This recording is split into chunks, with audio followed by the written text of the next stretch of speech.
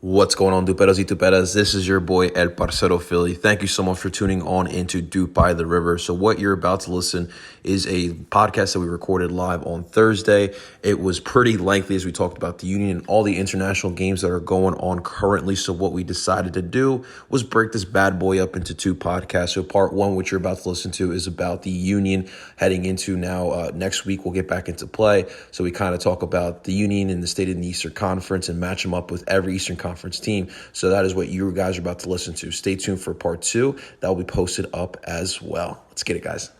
Duperos y Tuperas today on DOOP By The River.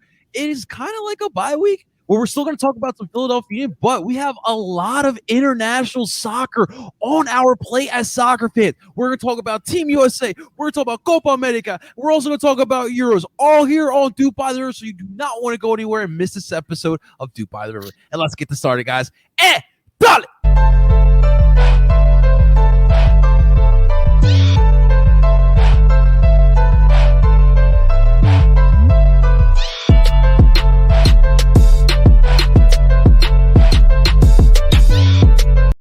And that is right. Welcome, everyone, to DOOP By The River, the show where we follow everything Philadelphia Union, brought to you by Philly Sports Network. What is going on YouTube, Twitter, Twitch, and TikTok? Welcome on into DOOP By The River. I'm so excited to get started with today's episode. So much to talk about, so much international soccer. No, I'm not wearing a Union jersey. Vamos, Colombia! Before we move forward, guys, of course, I want to introduce to you my panel of soccer experts, ladies and gentlemen. Let's start off with this is a fresh cut. My man is rocking. Ladies and gentlemen, please welcome Mr. Tim Lovingood. Tim, what's going on, baby?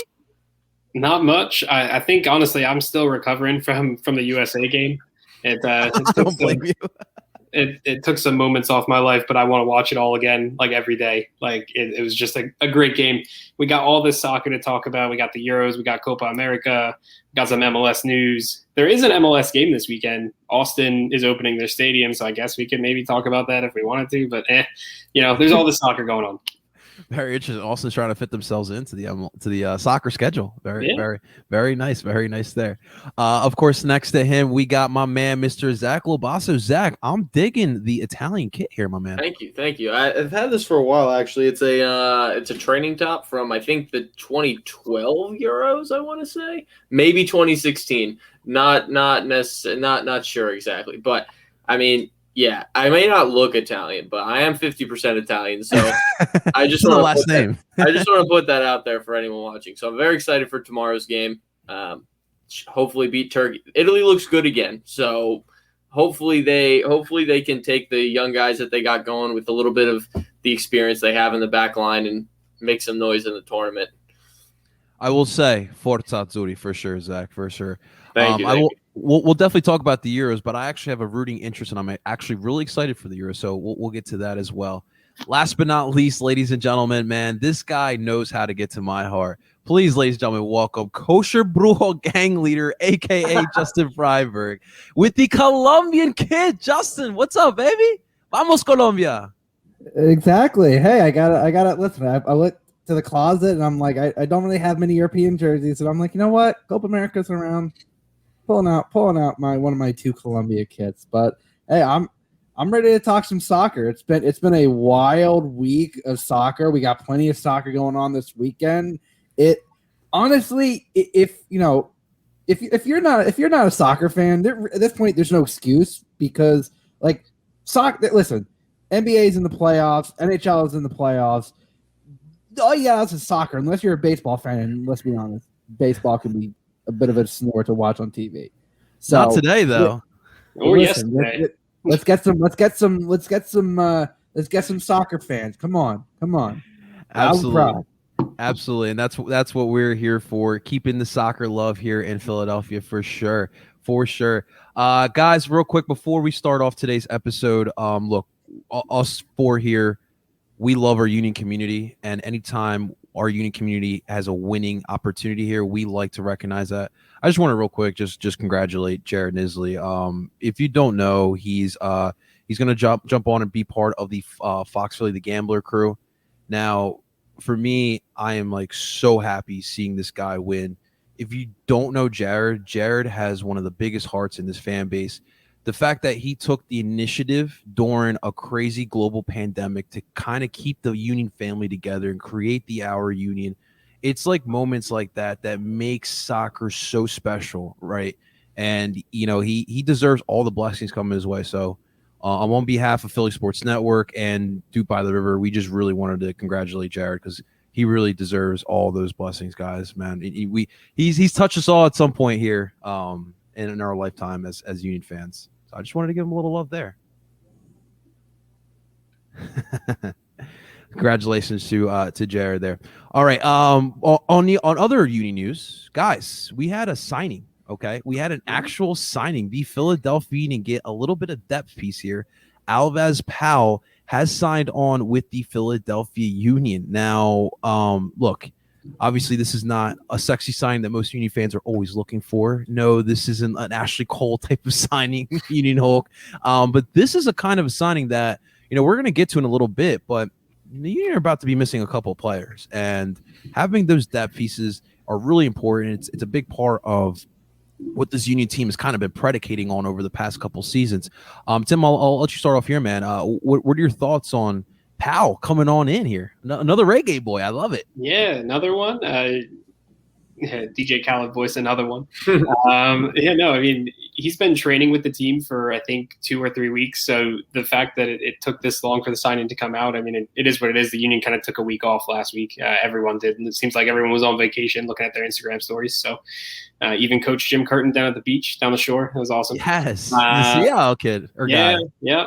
But yeah, no, it's a good depth signing. He primarily plays right back. You could probably push him forward a little bit more, especially when he was with Portland in 2015, I believe, when they won the Cup. He was a pretty instrumental part of their attacking wide type of situation there. I think he can also play center back in a pinch. So another versatile player.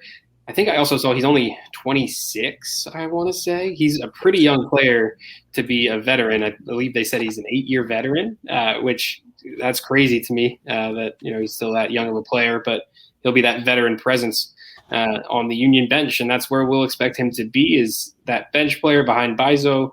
Unless Bizo gets some more call-ups during the MLS season here, then we might see Powell. But it's clear that Harriel isn't ready yet, or else we probably would have seen him a little bit more. I don't even believe he got a cameo at all this season so far. So, yeah, a good depth signing. The only concern I have is, is he going to take Colin's spot on the bench? Because, then that's an issue. We can't piss off Courtney now. That can't happen. That happens, Yeah.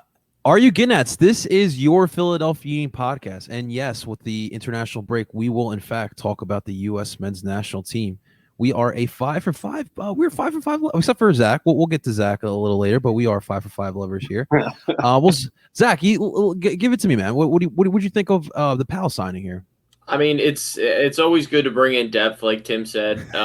And yeah, I just think that someone with as much experience as him, even if he doesn't play, could be huge for the locker room because he brings that. He's been in the playoffs before. He's been around the league. I think Jim said he had something like 200 appearances already in the MLS or something like that, which is insane. Which is an insane amount of appearances. So if nothing else, probably a great locker room guy to help the young guys learn, like Harriel. Maybe he takes Harriel under his wing. A couple years down the line, he's starring the MLS. It'll just be good, especially when they get into situations where maybe they haven't been. Like if they make the playoffs, which they should, and they get past the first round, that's like kind of new territory for this team in terms of the people they have now. So he being there before can help guide them through what needs to happen and how they need to handle all those situations. Justin, do you have anything to add to that? Listen, I think we also, it's not a sexy signing by any stretch of the imagination, but I think if any of those signings are going to occur, first of all, the transfer window isn't open yet. We're in that weird period where you're in, because of the way the seasons are, you're in between windows. Like I know you have like a few more weeks really before the next window starts, so you're kind of in a bit of a limbo, but also at the same time, Bizo's going to have international call-ups. You're going to have Andre missing with the Gold Cup. And so, like, these depth signings are going to be crucial. And, that's why, like, we laughed a bit when the Union signed, Ranjit Singh, not realizing that, forgetting that, Andre's going to be gone, like, a decent amount this year, especially with the qualifying window starting in September. 4 of the 5 windows have 3 games apiece. So that's it's only about a week or so, but you're going to be, the way this schedule is condensed this year, players are going to be playing a lot of games. You're going to be missing a lot of time. And I think that's why, listen, it's not the prettiest signing by any stretch of the imagination, but it's a necessary signing. So I'm okay with it. Yeah. And Powell's an MLS veteran. He's been around the league. He knows what to expect. And as Tim said, he can play center back in a pinch, which is definitely good to have. I notice Ernst is definitely leaning towards players that have abilities to play in multiple positions, because this season especially, it doesn't hurt to have that, because, look at teams going down with the amount of injuries that have gone down. Like, it helps to have players that are proficient at, like, 2 positions, because then you can tinker with your lineup. You can give certain players, right? You can move stuff around. So it's really helpful to have these depth signings that can play multiple positions, because it allows you that freedom to rotate players. Yeah, absolutely. To me, it's kind of like it's a Union signing. It's preparing for what's going to happen. You're going to, like you mentioned it, guys, and Bizo's going to be out, and it's just a smart signing. And more importantly, he doesn't take up an international spot as well, because he already played here in the MLS. So that's Ernst is always looking for those type of signings as well. So definitely a good solid depth piece here to back up a living Bizo. It's the Union way, just having depth all over the pitch. I love it. Well, guys, listen. Talking to the Union, I'm not gonna lie to you guys. I really miss the Philadelphia Union. I am not going to lie to you guys. We just especially doing the day-to-day Philly sports things, and it's like, man, I don't have any Union stuff to really talk about besides the international stuff, which we'll get to in a second. But just wanted to put that out there. Union, I really miss you. Please come back. But I figured today, we have one more week away till we get back to it with the boys in blue. I kind of wanted to just talk about the guys, and I want to talk about the Eastern Conference, right? When we get back to it, we have a lot of soccer we played until we start thinking about, playoff positioning and whatnot. But what I want to do right now is I want to look at the Eastern Conference. We're going to look at the standings currently. And I'm going to ask each and every one of you a specific team, and you tell me how you think the Union line up to those teams. You boys ready? Let's do this. All right. Justin, we'll start off with you, my man. So you get the honor of starting with FC Cincinnati, who are in dead last place with 4 points. How do the Union stack up with this Cincinnati team? What's Cincinnati even looking like this season? I haven't watched them play. They're looking like the same that they always have. They throw money at their attack. Unseemly amount of money. When you have a player worth $9 million, I think only because of the payment, the team asked for 13 and they paid 15. And then you sign Jeff Cameron on a free because, when I think of quality defense right now, I think of 36-year-old Jeff Cameron. Listen, in most signings, a guy like Brenner and Luciano Acosta might be a good signings on a better team. But when you're relying on these guys, and it doesn't seem so far like Brenner is really living up to the hype. So far, it's early, and Luciano Acosta is showing that Wayne Rooney definitely carried a lot of that in DC. I'm not really too worried about Cincinnati. Listen, they play kind of ugly soccer, but it feels like it's just more of the same. Like, they haven't shored up the defensive issues. And, they beat Montreal, but, listen, as I said before, if Romel Kyoto is not missing the biggest, sitter on the planet, they're tying that game. So, it just – I know people that are Cincinnati fans, and I just go like, what has changed? You're still throwing more money at an attack without really shoring up the defense in any way. And there's there are bits and pieces there that feel like they could like. I mean, Joe Zhao kind of playing as modified like a wing back has been he's insanely fast and gets up and down the wing really well. But when Jeff Cameron's getting beat, Oh my God, I forgot his for a name. goal, like if Jeff Cameron's getting beat by Gonzalo Higuain, it just doesn't feel like anything has changed with Cincinnati. And I feel for them because you got a new stadium, you have a rabid fan base. I mean, it is clear. One thing I've seen on Twitter, they are passionate, and I will give them all of that. But I know they have to be asking a lot more questions. And I think I've said this, I think Jaap Stam could be one of those coaches on the hot seat that by the end of the season, or even I don't know if he's the coach still starting next season. But Justin, according to Jorge Mas, you need to spend money in the MLS to win. Well, listen, Jorge Mas is also trying to skirt the rules, so let's not listen to Got him. Very nice, very nice. So it's evident the Cincinnati might not finish dead last, but they will definitely finish around. Yeah, so they might not win the wooden spoon They'll be again, but I don't know if they're making the playoffs. All right, sounds good. Zach, Chicago Fire. All right. Well, Chicago in 7 games has scored 4 goals. So that really it tells you everything you need to know about how they are. They're not good.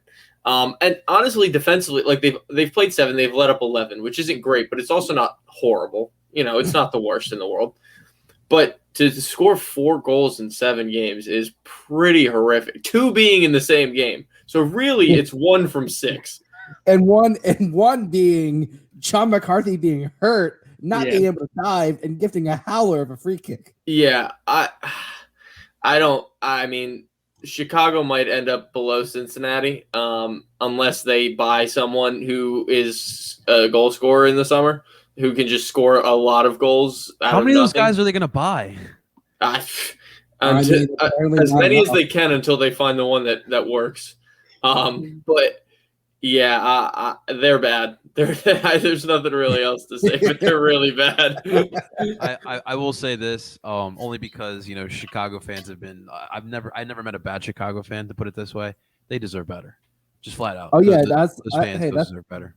That's what I hope. I've said I'm going to the game on my birthday, so I've dealt with some good Chicago Fire fans, but I'm expecting a win. Like that's I would hope so, and probably a clean sheet too, by the looks of it.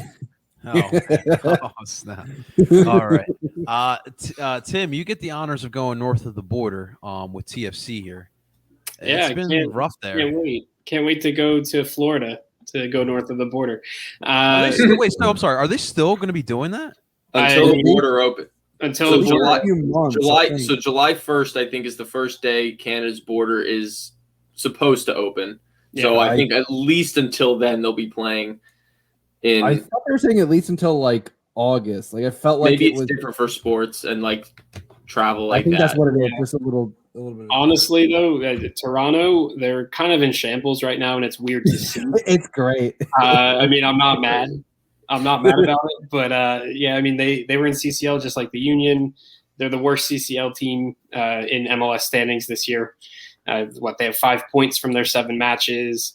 They have scored goals. They scored 8 goals, which is 1 less than the Union. They have players that can score. They brought in Saltado, right? That's his name, the new hacker there. Yeah, he looks pretty good. The problem is their striker position, because they're still having issues with Josie Altidore. Him and the club are still fighting. They signed Dom Dwyer, and now Altidore is apparently out the door. Ouch. Hey, damn, listen, leave the bad jokes to me, all right? I'm picking them up.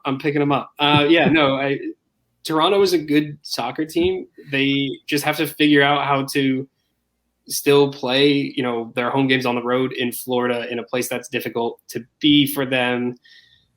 Now that they have this time, and who knows how it's going to look. Chris Armas is not a good coach. Like, he's just not. Like, he wasn't good with Red Bull. He's not good with Toronto either. So they're going to have to figure some things out.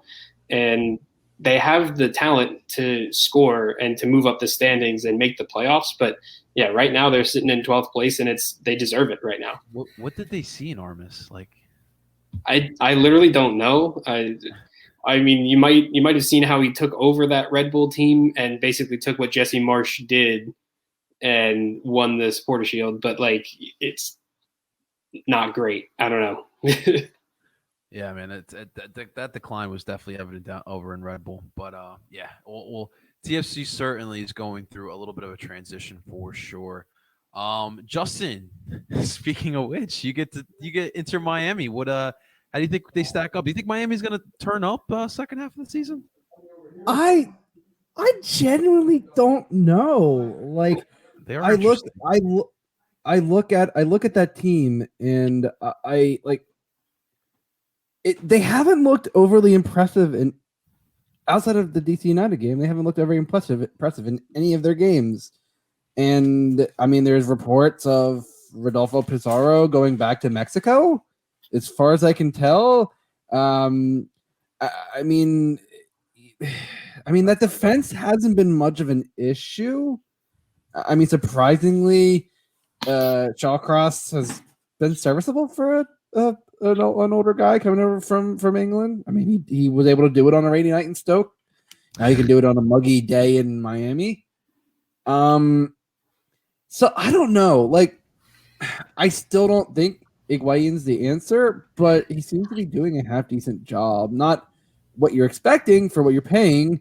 And I mean, if reports are true that Blaise Matuidi is one of the top 5 salaries in the league, which is oh my god, bonkers for a guy who World Cup winner, but definitely feels like he's over the hill.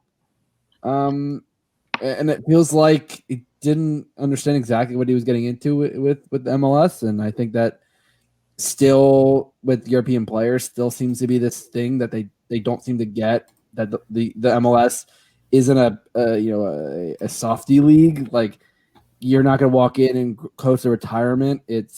You're going to have to kind of work for it. Like, Ibra might have felt like he was coasting, but he still was decent. Didn't win anything, but he scored goals. And I just think Miami it's a lot of high value targets and not a lot of cohesion. I mean, a player that I think could do well for them, and I think if he can stay healthy, because I know he's had injury problems this year, is Robbie Robinson. I mean, he's been playing more as kind of that winger opposite of Lewis Morgan, who has been very good for Miami, and he's a player I definitely think could be a bit more of a threat. But Robinson, if he can stay healthy, I feel like that front three of Morgan, Higuain, and Robinson could actually be decent. They just need a number 10 behind, because when I said Pizarro's potentially going back to Mexico, I mean, Federico has been starting over him, and that's not what you brought him in for. I mean, he's a good player still, but you brought him in to be the backup, to come in off the bench, to start every other game maybe. I don't know what to think of Miami. Like, spend your money every time I say that I think they're bad, they go and play a good game.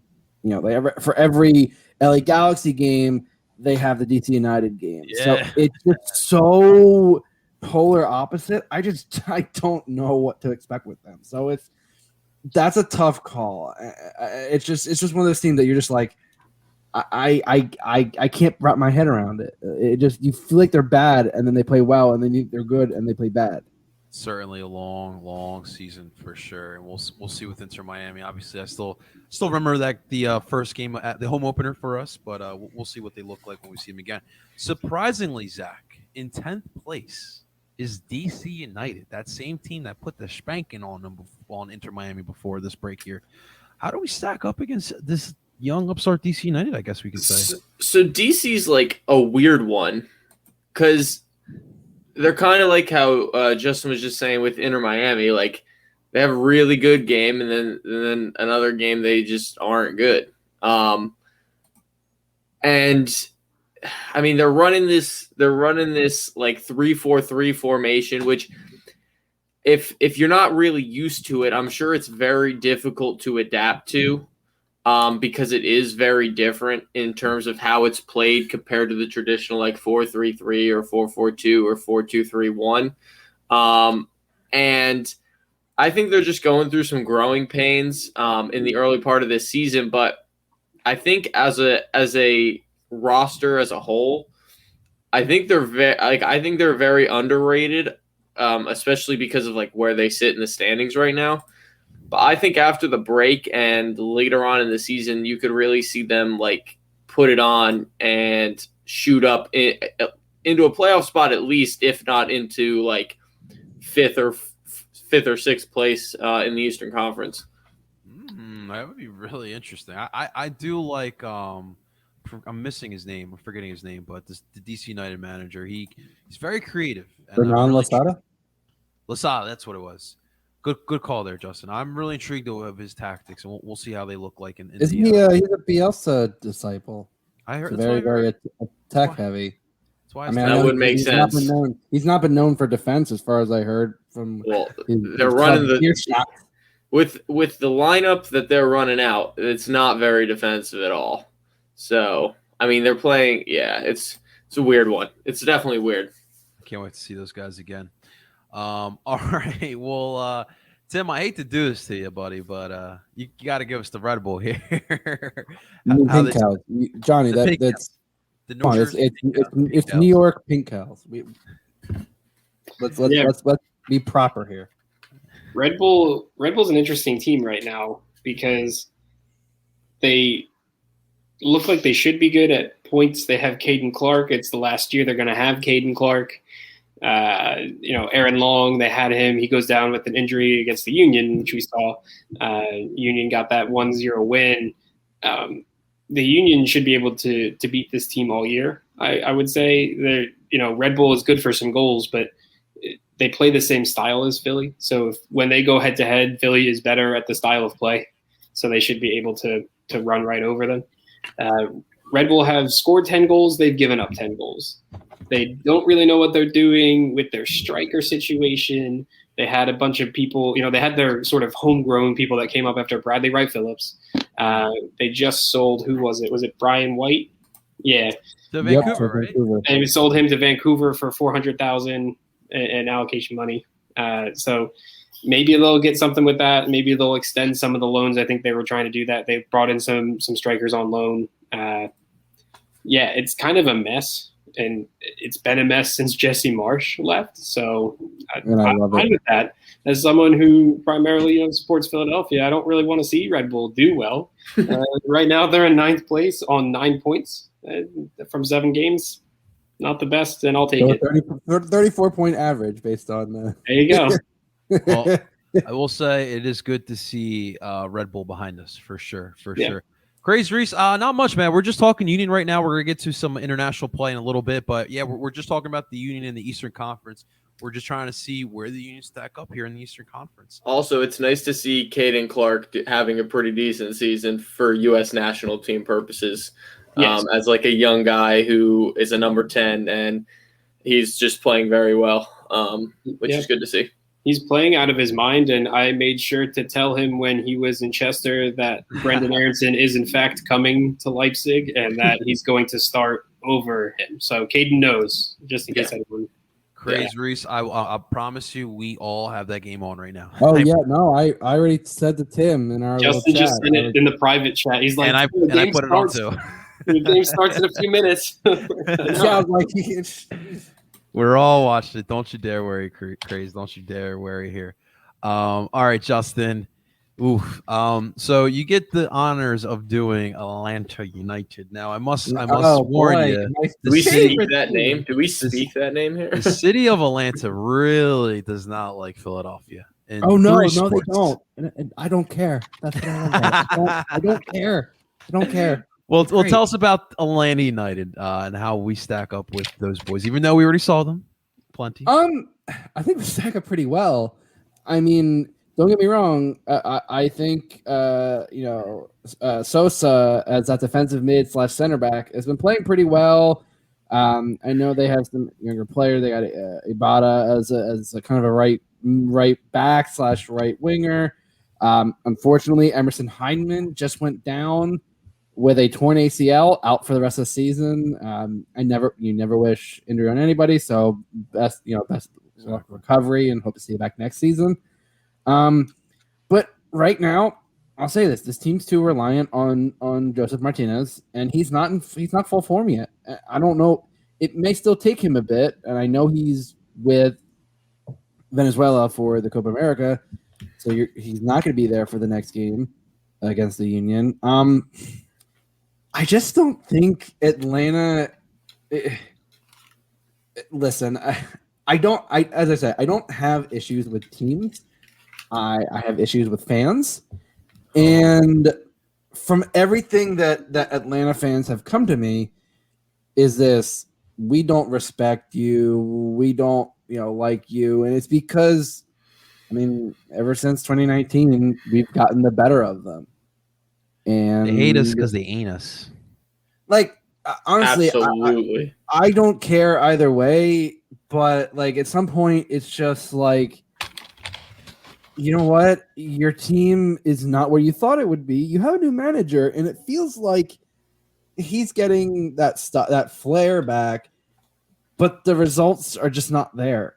Like, it just feels like they're not at the level that they feel they should be. And I think it's Atlanta crashing down to reality. I mean, you look at no team. Okay, they won the title the second year, but no team really should be that consistently good. And you're gonna have bad moments. And you know what? Welcome to being an MLS fan. Like, it is what it is. It's this. One of the reasons I love this league is that, despite the fact that there are some teams that spend so much money, it doesn't always mean you're winning. And I will say Cincinnati is the prime example of that. Exactly. There are teams that just because you spend money does not mean you're going to be playing better. And listen, I think Atlanta will make the playoffs. Don't get me wrong. I just think that some of their fans have to lower their expectations because, listen, this season might be a bit of a wash too, and I feel like next season is really going to be a better season for them. But for right now, I just don't think I think Atlanta fans' expectations are like up here, and the performances are going to be like more like here. Like, there's a bit of a gap, and I just think it's going to take time for Heinz's system to really kick in, and I don't know if it's going to be that this season. I just Atlanta doesn't scare me like they used to when I watch them play. Still kind of a tough team, but they just don't scare. Like, they don't have that threat of scoring at any point of the game. So I agree with you. So we'll see how they look going down. Maybe they do get hot. Maybe we'll see. But we will see them the first game back from returning back from break here. Zach, give us Nashville SC. Surprising team this year, man. Yes, so Nashville's super interesting. I'm looking at their games, and they have 4 clean sheets out of 7, which is phenomenal. But the other 3 games, they've conceded 2 goals and tied 2-2. So they're defensively very stingy, and also they're a very resilient team as getting draws when they're conceding. Like in their game against Montreal, they were losing 2-0, came back 2-2, tied it up in the 77th. Against Atlanta, same thing. They were losing 2-0, came back, scored 2 goals, one in the 80th, one in the 83rd. And against Cincy, which is a little surprising, they were also losing 2-0 and came back. So they're very good at staying in games. And when they do concede those, I guess you can't really say early goals, but when they concede first, they don't shut down. They get, I would say, even like more energized and like, all right, guys, we got to pick it up. So playing them is going to be tough, like, because if we score first, it's not over, which is usually not the case for us because we're very defensively good. But against Nashville, it's going to be a little bit more of a tricky challenge. and I'm trying to see who their leading goal scorer. I would assume it's Mukhtar, especially in these other. Isn't that Cadiz or It might be. I just saw Real? Mukhtar has like at least 4 goals. But yeah, either way, yeah, they're going to be a tough team to play against for sure. For sure. Absolutely. Yeah, you're right. Mukhtar with 3, Leal and Cadiz with 2. So I was. You're close. We had the top 3. Yeah. So we will get our first crack at Nashville. First time we ever played against Nashville on the most. July 3rd. Oh, I thought it was 4th. They moved it up. I think it was supposed to be the 5th. They moved it up. Okay. Yeah. A couple of days. I forget why. They started moving around a bunch of games. So Well, I will say a 4th of July weekend in Nashville sounds kind of fun if you ask me. So that will be the first crack at Nashville SC. Tim, you get the this one's a tough one. Then I'm curious what you're gonna say. Columbus Crew. Yeah, Columbus Tough, man. Crew. Columbus Crew SC. Hey. They are a tough team. The Union never play them well in Columbus. Now I know they will be the next game in Columbus will be in a new building, so maybe they'll have some better luck in that building. Right. But it always seems as though when these two teams play, it's 0-0 or it's a 1-0 win for either side. Whoever gets that lucky goal, if it's off a deflection or a set piece, something like that, it usually seems to stem from those types of instances.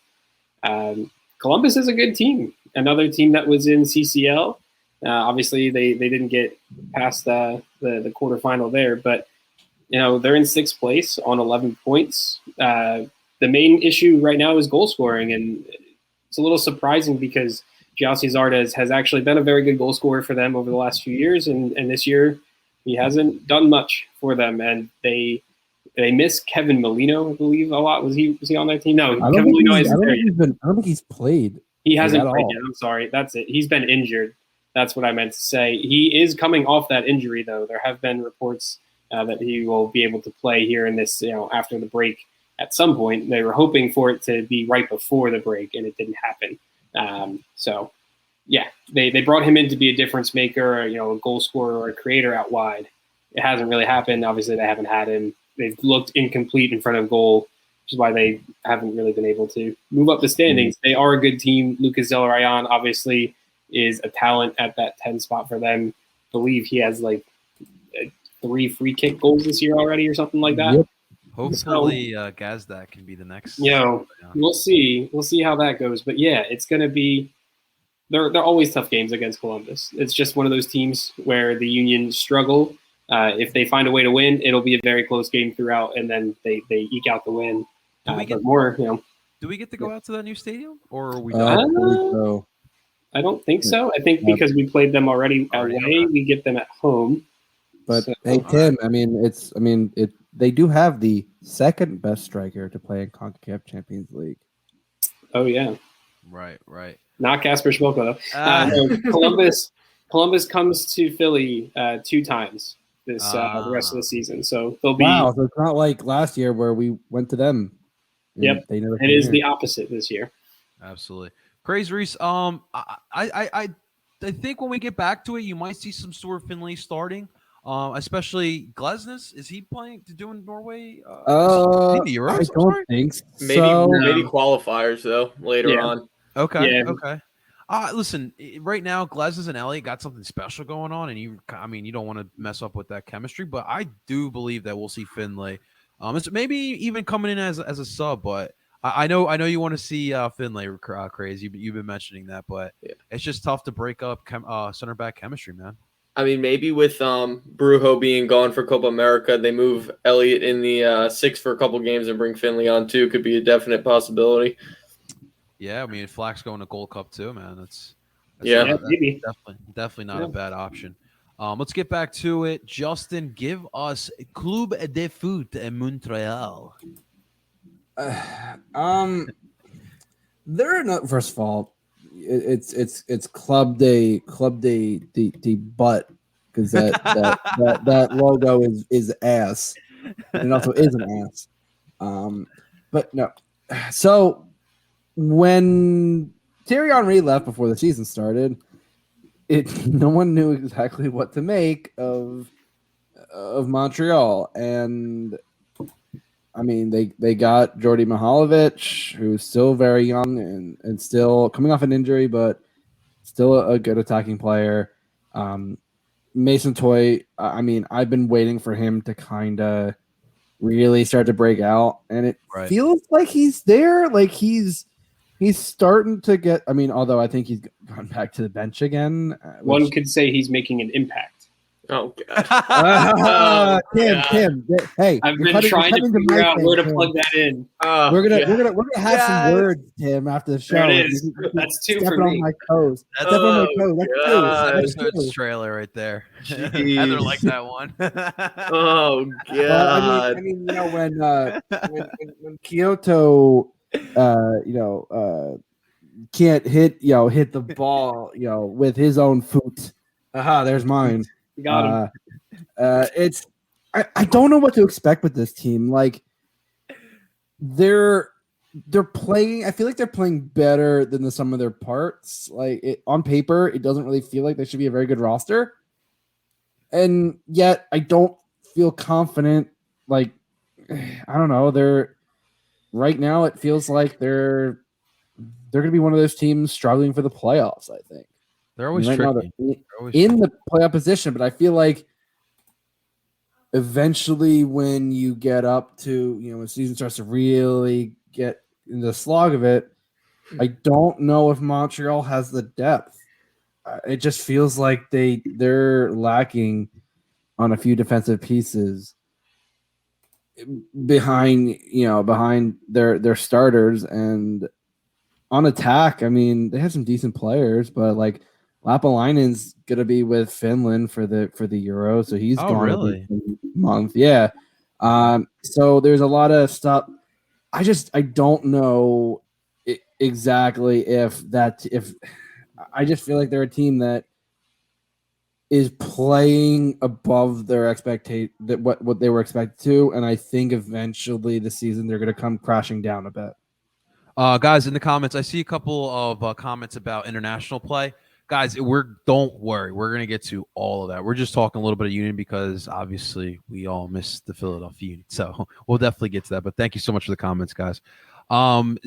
So Zach, oh man, you get the blue side of New York. Give us NYCFC, man. They've been good this year. I mean, a little inconsistent. 3 wins, 3 losses, or 3 wins, 3 losses.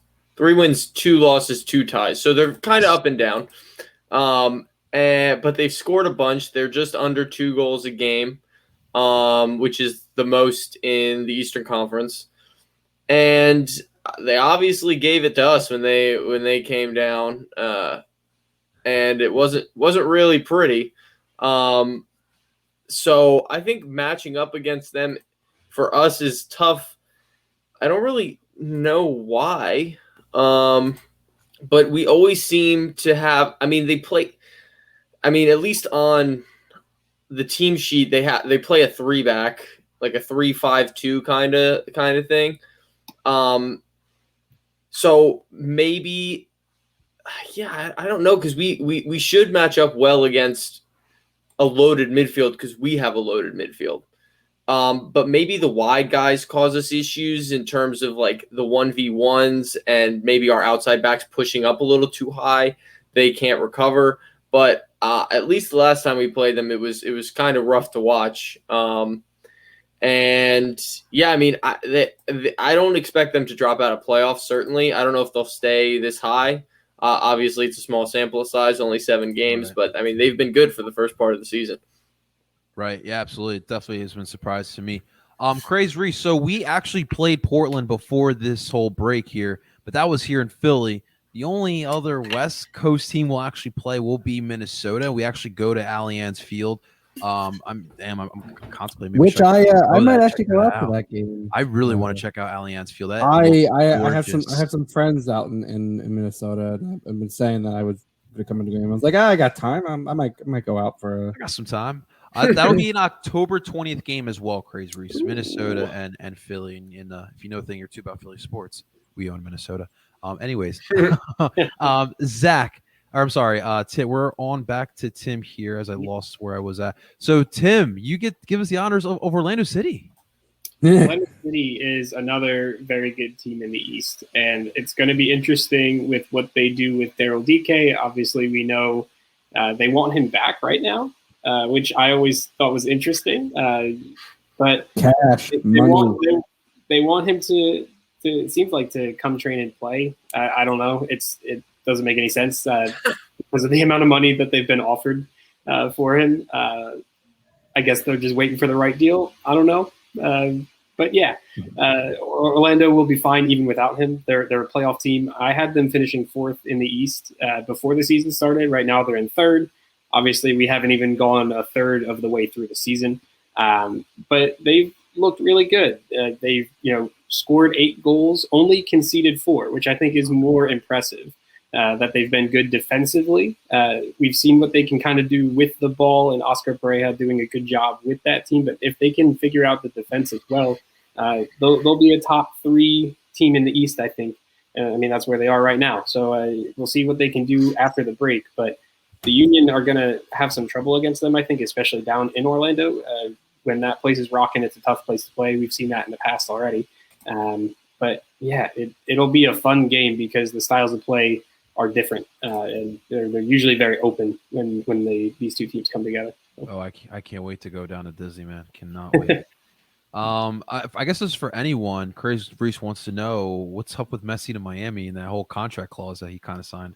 It's gonna happen. It's gonna happen. The MLS will not let it not happen. But I don't know.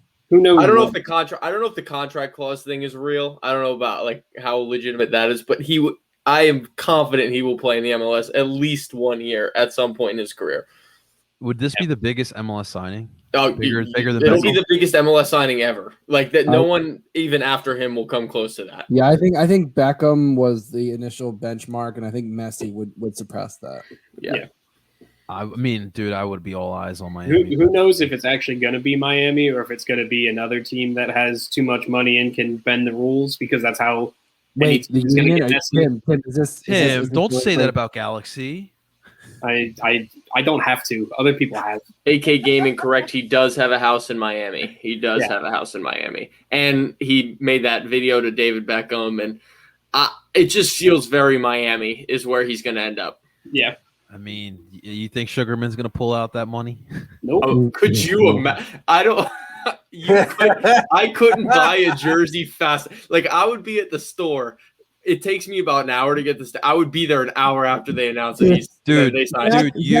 Zach would be running from his house. He would run down to the stadium. I wouldn't even get in my car. I would sprint and break through the doors to get a Messi Union jersey. You know how many like those quote unquote 4-for-4 Philly sports fans would be in line buying a Union jersey? Oh, you know damn well they'd be in line. Yo, buddy, we just got Messi. We're gonna go down to the local Dick's. We're gonna buy our jerseys. Like, you know damn well they're gonna go buy themselves that Messi jersey.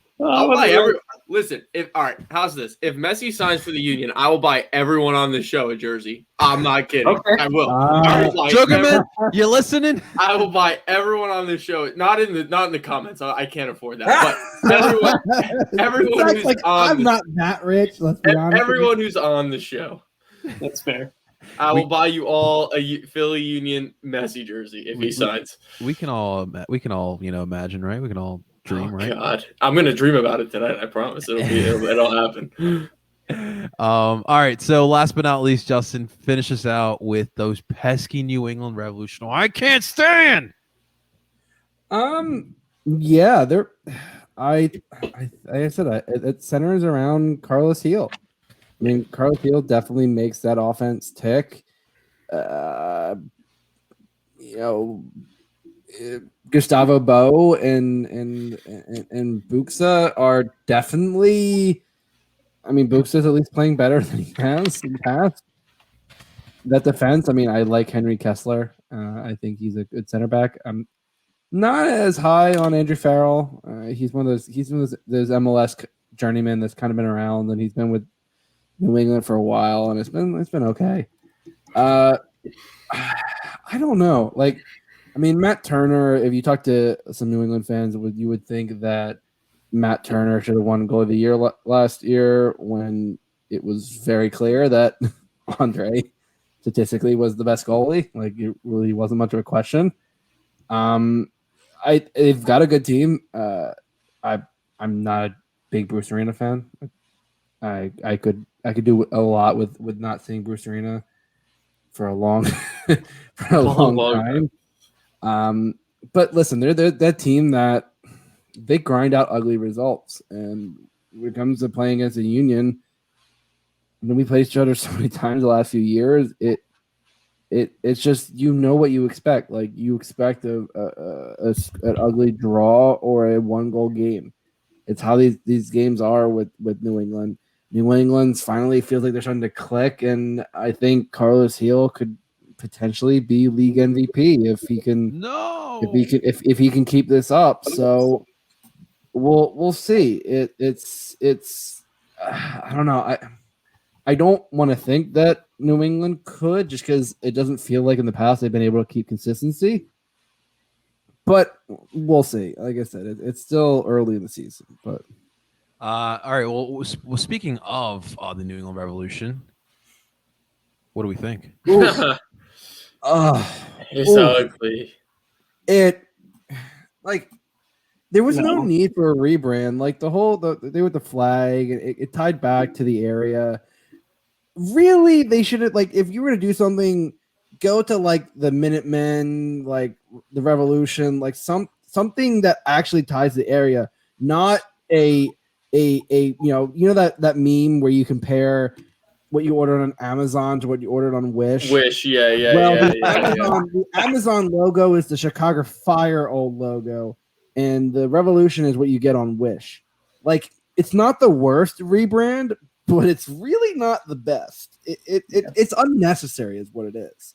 Don't get me wrong. I like the 1996. Like, I like keeping it to its roots, but it's not a necessary rebrand. Like, what is it with everyone in rebranding?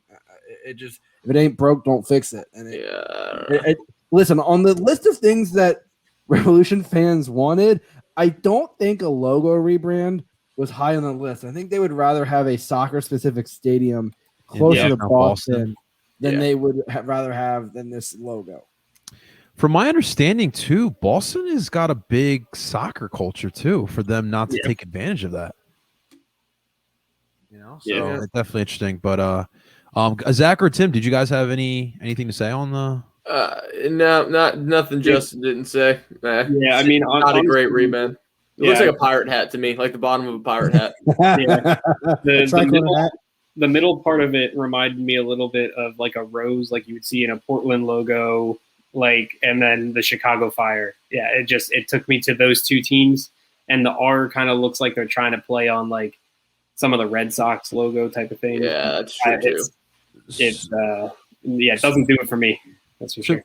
So I will say, with these rebrands, I think the real reason why I don't care for these rebrands is a lot of these rebrands and these new logos lack character. Yeah. Like, when I think of like the MLS, especially when it began, and especially a lot of these expansion teams, these logos, the look, everything about it had character, had grit to it. And the MLS is starting to shy away with it. I mean, like, we look at Columbus, that logo looks like a esports team. Like, no disrespect to esports either, but this is our league, and we don't want this for our league. There's a reason why we all four of us fell in love with the MLS, and this ain't it. This ain't it, Chief. Donnie, are you starting to do the old man get off my lawn? Dude, I'm starting to do that. I'm not even kidding. I've been going crazy with these Sixers fans, always looking at Ben Simmons stats instead of watching the game. I'm literally turning into a boomer. It's unfortunate, guys. Yeah. Okay. And it's funny too. So, like, obviously the last two Serie A rebrands were kind of meh. Like, Inter Milan was. I don't know. And Juve was okay. I didn't hate it. It wasn't terrible, but it wasn't necessary. It is what it is, yeah. But then you go to like Man City's rebrand.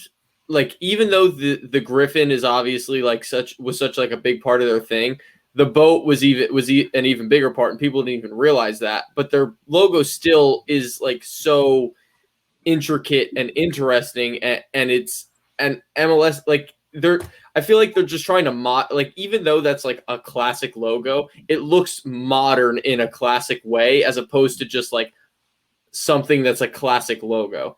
And I think that's the main issue with what Columbus is just the worst logo I've ever seen in my life. Like it you know what it reminds me of? Like the little champion C that you see on like the old gym shorts, the old gym shorts they used to, like that's what that reminds me Popular of. now.